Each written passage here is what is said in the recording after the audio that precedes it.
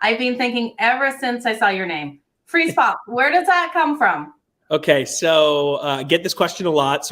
Not surprising, right? Not at all. So I started at ESPN as a production assistant in 2015. It was a year out of school, and I was working as a PA in the ESPN radio department. So building 2, there's 19 buildings on this campus, and in the ESPN radio department's just in one building, building 2. So I was a few weeks into the new job, and I was still getting to know everybody. I worked weird hours, and there was a day where I was going to be in during the day. So I said, okay, I'm going to put a bunch of Freeze Pops in the freezer because it was the summer.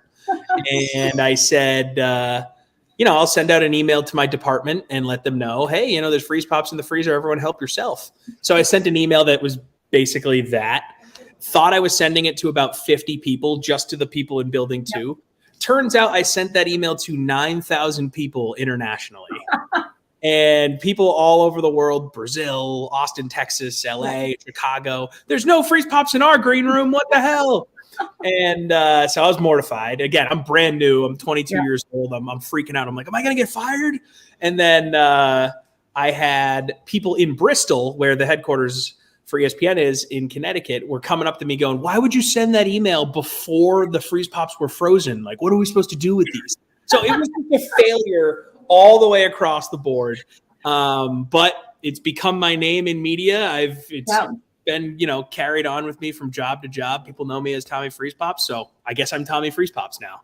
I love it, Tommy Freeze Pops. Was it a certain flavor, or did you have like a multiple? It was an assorted situation. Yeah. So we had, your grapes, your strawberries, orange, green apple. It was like the big one where they're all connected and you sort of rip them off the big plastic roll. So, and it took probably, because, you get like 500 of those when you buy them.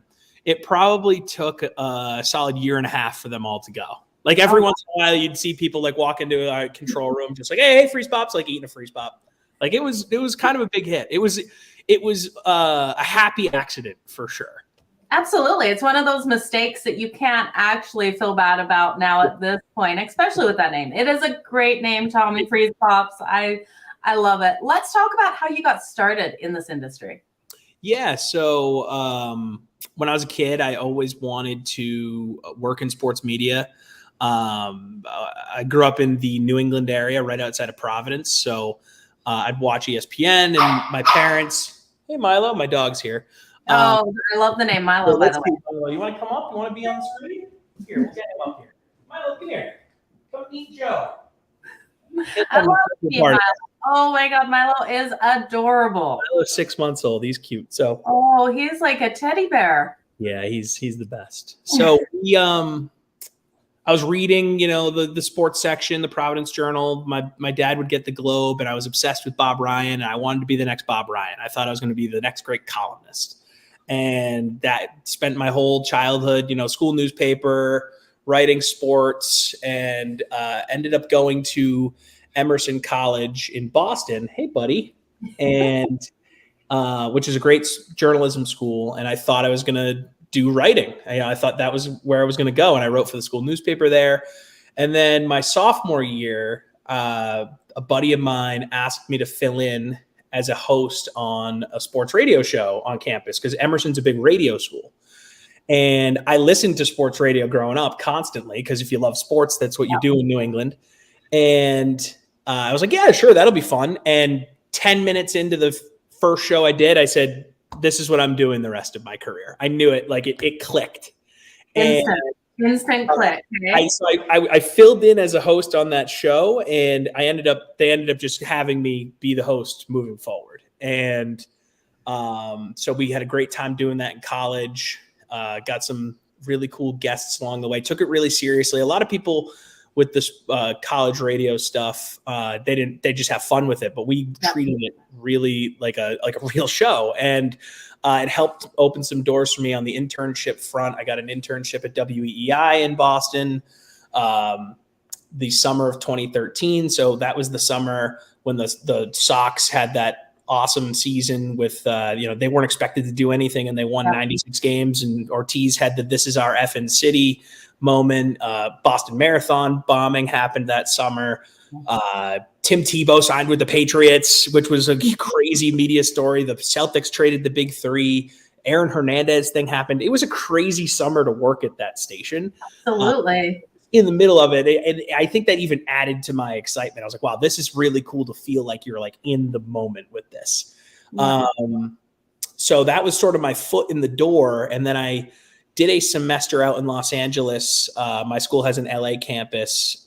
So I did a semester out there, and I interned at Fox Sports Radio, working at nights, weekends, which is what a lot of people in this industry do. So it was good to get that internship experience as like a nighttime weekend guy. And they were great to me, and they let me do a lot of cool stuff. And then when I came back to Boston to finish my senior year, I interned for the Bruins and was working in their front office, just, doing like, go get me a sandwich, go get me coffee type of stuff. But like that type of experience working for a team, it just gives you so much insight in kind of how this whole thing works. Absolutely. So I came out of school having all the, I thought I was hot shit, oh yeah, I got this great resume. I went to this great school.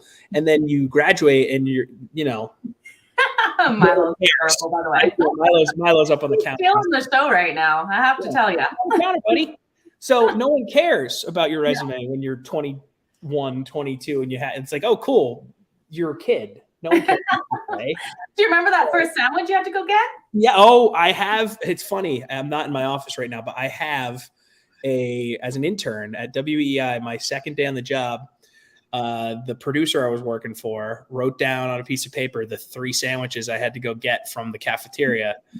Lou Merloni's sandwich, Tom Caron, who was filling in for the other host that day, who's the Nesson Red Sox host, and then his sandwich. And he wrote it down on a piece of white paper and he gave it to me. I still have that piece of paper. I framed it. It's in my office. Cool. My first sandwich order I had to grab as an intern. I'm like, this is a moment, Absolutely. So yeah, it was just, you come up in the biz, you work hard in college, and then, you just grind. So I was a nighttime and weekend producer at WEI coming out of school. It was my first real job. They hired me back, which was cool. And then on the weekends, I was working as a update anchor for Worcester Sharks hockey and Holy Cross athletics. So I was working 7 days a week, making no money, but I loved it. And then a year into that, doing both of those jobs, I got the call from ESPN, moved down there for 2.5 years, was working on every show you can imagine, doing all sorts of stuff. There, when you're a PA, they move you around, and the radio department was a little, I'd say, leaner than TV. So they have the PAs actually do quite a bit. So I got great experience. I was working on play-by-play games and, producing day part national radio shows that were also on TV. And I ended up working on Russillo show every day, which was a ton of fun, great experience. So then after about 2.5 years there, moved to Boston to produce the Celtics. I was a massive Celtics fan growing up. So became the game producer for them, was with them for a season, also got to fill in on some Patriot games. That was a blast. Celtics made it to Game 7 of the Eastern Conference Finals, so it was just a ton of fun to be a part of that experience.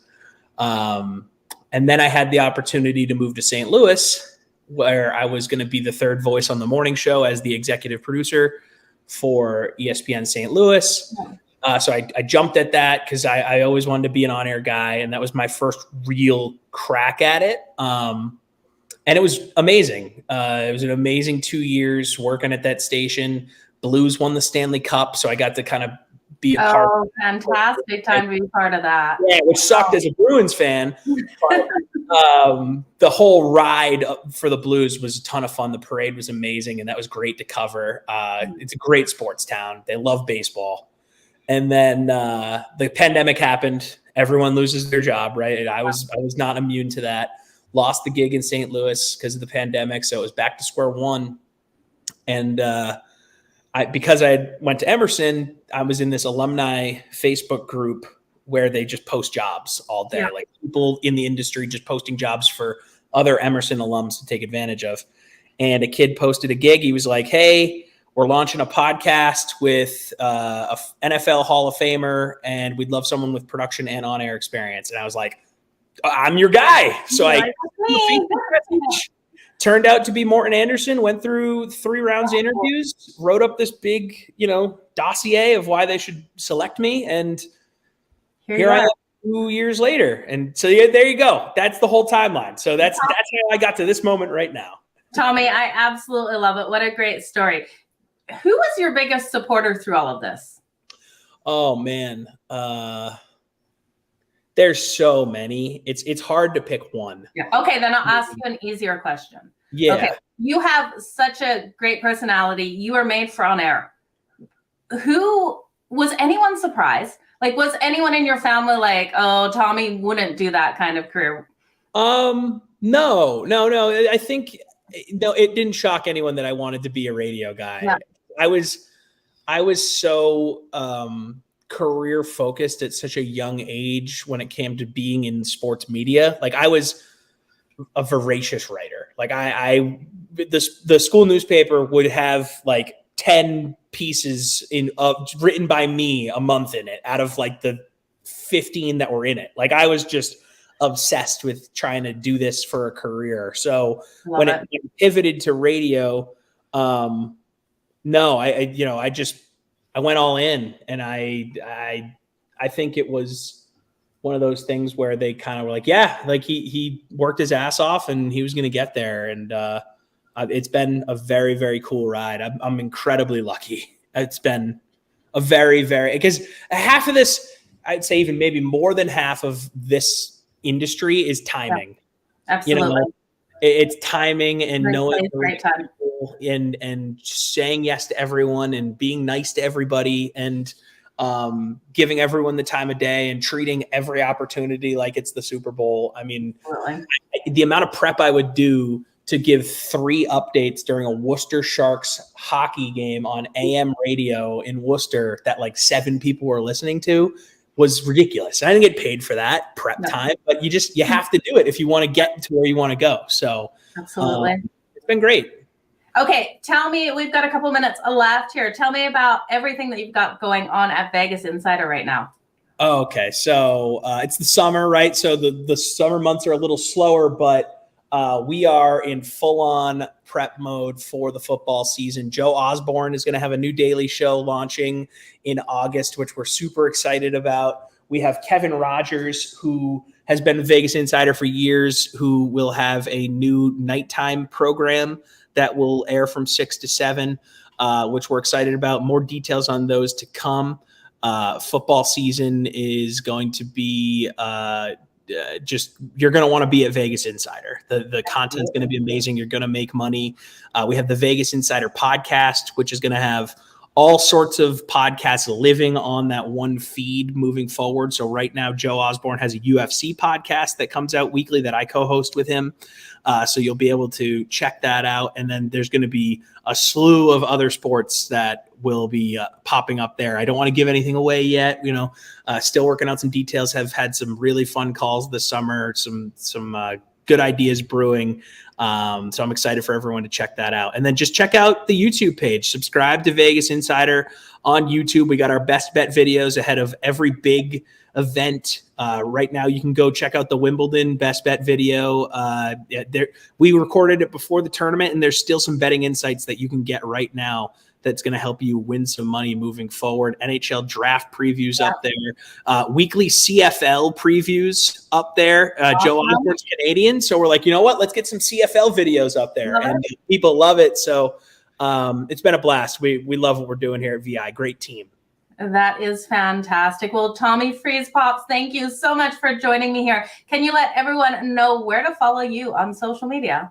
Yeah, check me out at your boy TC Fresh. It's kind of a goofy name, YABOI TC Fresh, and Instagram, Twitter, Facebook. Check me out. That's where I post all of our stuff, and follow Vegas Insider everywhere as well. We're happy to keep growing those channels. Joe, thank you for having me. Thank you for letting me talk about myself. It feels great. You know what? I'll bring you back on anytime to talk about yourself, as well as let's break the news. What's happening with Vegas Insider when you're able to break that news? I'd love to have you back on. But you guys, I will be back in the next couple of minutes here with another Joe Madden Sports podcast. TommyFreezePops, again, thank you. You guys make sure you give him a follow and Vegas Insider. Thank you.